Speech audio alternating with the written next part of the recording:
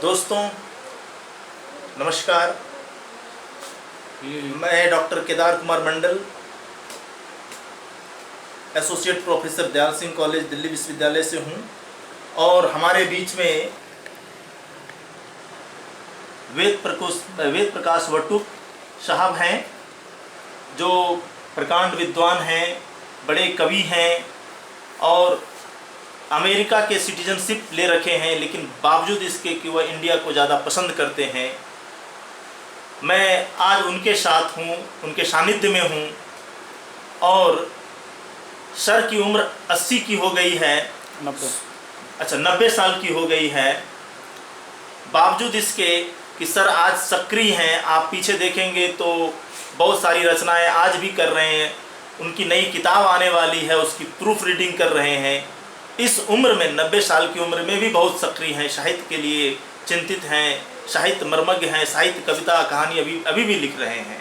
तो ये मेरा संयोग हुआ और ये मेरी कहिए कि बड़ा सौभाग्य प्राप्त हुआ है कि आज हम वेद प्रकाश वटुक जी के साथ में हैं और उनसे कुछ सवालों पर साहित्य के बारे में उनसे कुछ सवालात करेंगे और उनसे सुनेंगे कि साहित्य में आज की तारीख में क्या हो रही है और किस तरह का साहित्य होना चाहिए।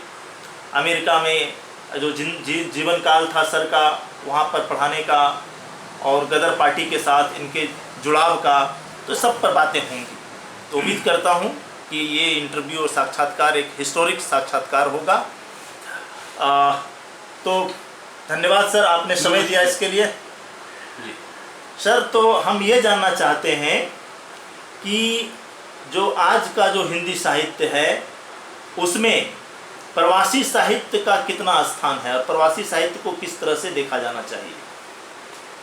एक्चुअली मुझे प्रवासी साहित्य शब्द से कुछ असहज महसूस करता हूँ जी, क्योंकि मैं जब से भी बाहर गया हूँ, सन 54 के बाद से हिंदी का लेखक रहा जी, किसी ने भी प्रवासी की बात नहीं की जी, कहीं भी जी, लेकिन जब से प्रवासी साहित्य एक बिजनेस हो गया है तब से, यानी विशेषतः ये समझिए कि इस शताब्दी के, पिछली शताब्दी के अंतिम दशक में, तब से प्रवासी साहित्य नाम से का हमें ठप्पा लगा हुआ है जी। लेकिन मैं पूछता हूँ कि अब तक जितने भी लोग यहाँ से गए हैं बाहर, जो भी लिख रहे हैं बाहर, क्या उनमें से एक भी प्रवास में जन्म लेकर हिंदी में लिख रहा है? सब जितने भी प्रवासी नाम के साहित्यकार हैं जी, उन सब का लेखन आरंभ में भारत में ही हो गया था जी, और काफ़ी उनके कईयों के अपने कविताएं भी, उपन्यास भी सब भारत में छप चुके थे जी। अब ये है कि वे प्रवास में होने से एक नया वो हो गया कि आपने बड़ी हिंदी की सेवा विदेश में रह के की है। तो मैं कहता हूँ, हम हिंदी की सेवा क्या करते हैं? क्या हिंदी की सेवा आपने की है? ये हिंदी की सेवा होती क्या है? हिंदी ने मेरी सेवा की है क्योंकि मुझे नौकरी दिलाई, लेकिन मैंने हिंदी की क्या सेवा की है? अब अंग्रेजी में मैं लिख नहीं सकता तो हिंदी में लिखता हूँ जी। तो ये हमारी, तो मैं थोड़ा अलग से रहता हूँ अपने नेताओं से, जो हिंदी के नेता हैं जी, उनसे मेरा थोड़ा विभिन्न विचार है। प्रवासी कौन है? जो आदमी गांव से उठ के शहर में आता है वो भी उतना ही प्रवासी है। हिमांशु जोशी अगर पहाड़ों से मैदान में आए हैं वो भी उतने ही प्रवासी हैं जी। नरेंद्र शर्मा की कविता का एक पहली कविता उनके संग्रह में, क्या किसी की याद आई है ने हे प्रवासी, जी, जी। क्या किसी की तो उन्होंने प्रवासी शब्द का प्रयोग किस उसमें किया? जी, जी, अयोध्या सिंह उपाध्याय ने प्रिय प्रवास लिखा, जी, जी, तो वहाँ यानी गोकुल से मथुरा जाना ही प्रवास था। जी। तो एक दृष्टि से देखे जाए तो हिंदी का हर व्यक्ति प्रवासी है। जी। कोई हिंदुस्तान में रहता है, कोई अमेरिका में रहता है, जी लेकिन आज तक किसी भी यूरोप में, अमेरिका में किसी भी हिंदुस्तानी ने, जहाँ उसका जन्म हुआ है अमेरिका में, ऐसा कोई प्रवासी साहित्यकार नहीं है। जी वो यहाँ भी लिखते थे, वहाँ भी लिखते हैं। भाई चेतन शर्मा के उपन्यास पहले यहाँ छपते थे, अब वहाँ लिख के छपते हैं। जी तो इस तरह से ये माना जा सकता है कि भाई सुषम वेदी जो थी, उन्होंने वहाँ की अवस्था को लेकर कुछ उपन्यास लिखे, जी लेकिन अधिकांश तो नॉस्टैल्जिक रहते हैं भारत के बारे में ही। जी अब अंजलो संदीर की कविता है अमेरिका हड्डियों में बच जाता है, उसका अर्थ क्या है? मतलब ये है कि हम रहते अमेरिका में हैं, लेकिन वो निकृष्ट देश है उनके लिए। जी उनकी किसी भी समस्याओं से, अश्वेतों की समस्याओं से, आदिवासियों की समस्याओं से किसी भी हिंदी के लेखक का कोई स्थान नहीं हो, कोई उन्होंने उसके बारे में कुछ नहीं कहा। जी तो उनका प्रवासी क्या नॉस्टैल्जिक है, वे भारत महान है, अमेरिका तो जुआ घर है, तो क्यों रहते क्यों वहाँ पे? सवाल ये है कि खाएंगे तो वहाँ, जी लेकिन बजाएंगे भारत की, जबकि भारत में एक दिन आके टिकेंगे नहीं। तो ये एक दुविधा है मेरे मन में।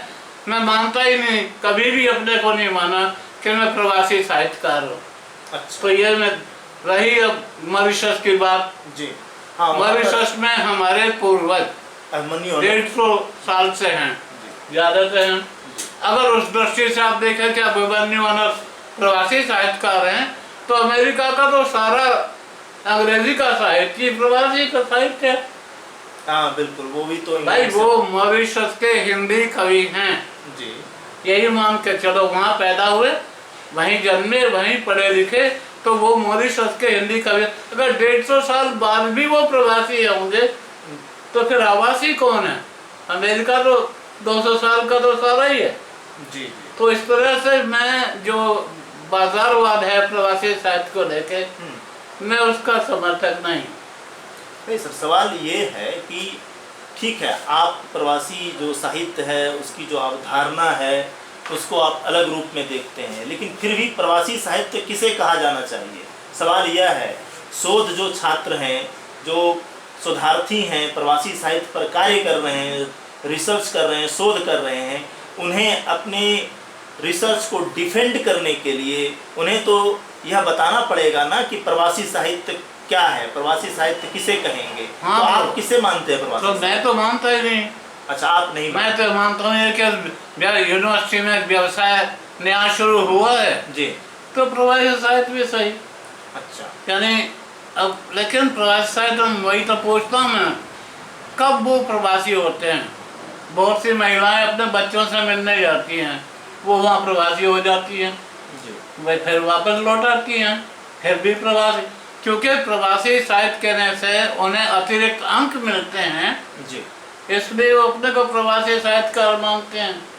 अनिल संधीर ने करीब 70 प्रवासी कवियत्रों का संकलन निकाला जी, लेकिन उसमें आधी तो रहती है भारत में, सिर्फ बच्चों से मिलने वहाँ जाते हैं, तो कब से प्रवासी हो गए? जी, सुनीता जैन थी, वो अपने को प्रवासी भी मान लेती थी जब वहाँ जाती, और दिल्ली में पढ़ाती भी थी। जी, तो मतलब अगर प्रवासी साहित्यकार होने से जी, आपको अतिरिक्त नंबर मिलते हैं हिंदी के सेवा के लिए, तो दीजिए, मुझे कोई चिंता नहीं। अच्छा, लेकिन अभी तक मैं किसी को प्रवासी साहित्यकार नहीं मानता, क्योंकि प्रवास में जन्म लेने वाला एक भी व्यक्ति जी, अभी हिंदी साहित्य में नहीं हुआ है। अच्छा, जहाँ तक उनके बच्चों का सवाल है, वो अंग्रेजी में ही लिखते हैं। जी, उनकी भावना शुद्ध रूप से अमेरिकन है। जी, वो तो कहते हैं कि हमारी सारी प्रॉब्लम की जड़ हमारे माँ बाप हैं, जी, जो रहते अमेरिका में हैं और हम चाहते हैं कि यहाँ हम पैदा होकर एक छद्म भारतीयता को जिए। जी, तो इसलिए मैं थोड़ा अलग से हूँ। बाकी जो भी अब मान लीजिए भाई, वही 10 साल 15 साल कुछ तो लिमिट बनानी चाहिए जी। कि हम उसको प्रवासी मानेंगे। उसके उस साथ मैं अभी असमंजस में हूँ, लेकिन हर डिपार्टमेंट में एक बिजनेस चल रहा है, चलने तो मेरा क्या बिगड़ता है। नहीं सर, मेरा अच्छा ठीक है, ये आपकी तो मैं तो अपने को नहीं मानता। नहीं, ये तो आपकी अपनी व्यक्तिगत धारणा है ना? हालांकि मैं सबसे ज्यादा रहा उसमें, जी जी जी। हैं? हाँ, 50 दूसरी- साल से ऊपर रहा, तब तक ज्यादातर लोग तो 80-90 के बाद ही गए हैं, जी जी जी। तो वो कब से प्रवासी हो गए। नहीं सर, सवाल है कि आप जो है भारत छोड़ करके इंग्लैंड कब गए थे, वहाँ क्या पढ़ाई की, फिर आपका अमेरिका जाना और अमेरिका में